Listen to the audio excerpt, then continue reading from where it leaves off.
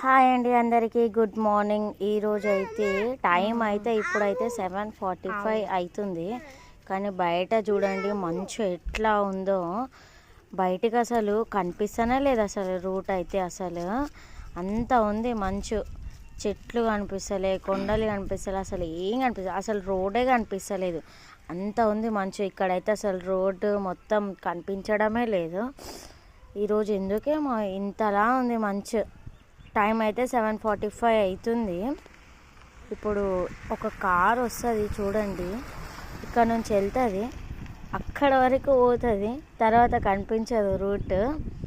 Normal అయినప్పుడు నేను ఇంకో వీడియో తీసి పెడతాను ఈ రూట్ ఎక్కడి వరకు కనిపిస్తుందో. బట్ ఈ మంచు పడడం వల్ల అసలు రూటే కనిపించడం లేదు.